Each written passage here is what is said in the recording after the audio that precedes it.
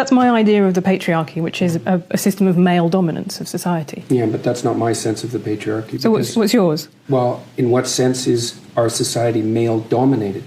The fact that the vast majority of wealth is owned by men, the vast majority of capital is owned by men. Women do more unpaid labour. A very tiny proportion of men, and a huge proportion of people who are seriously disaffected are men.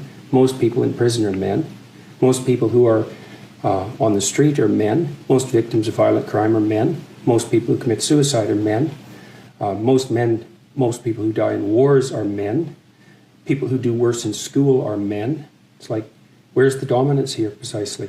What you're doing is you're taking a tiny substrata of hyper-successful men and using that to represent the entire structure of Western society. There's nothing about that that's vaguely appropriate. But I could say equally well that most rape victims are women.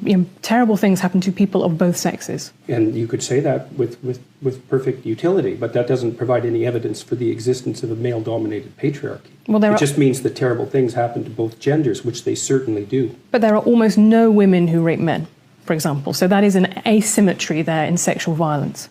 Well, yes, there's an asymmetry in all sorts of places, but that doesn't mean that Western culture is a male-dominated patriarchy. The fact that there are asymmetries has nothing to do with your basic argument. No, but you might equally... This is a trope that people just accept. Western society is a male-dominated patriarchy. It's like, no, it's not. That's not true. And even if it has a patriarchal structure to some degree, the fundamental basis of that structure is not power, it's competence. That's why our society works. It's only when a structure degenerates into tyranny that the fundamental relationships between people become dependent on power. It's not power. If you hire a plumber who's likely to be male, it's not because there's roving bands of tyrannical plumbers forcing you to make that choice. And it's the case with almost every interaction that you have at the face of our culture. You're dealing with people who are offering a service of one form or another, who are usually part of the broad middle class, and what you're looking for is the person who can offer the best service, and you can find it.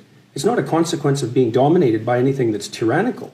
And then again, our culture, our Western culture, which is by no means perfect, and certainly has tyrannical elements like all cultures do, is the least tyrannical society that's ever been produced, and certainly the least tyrannical society that exists now.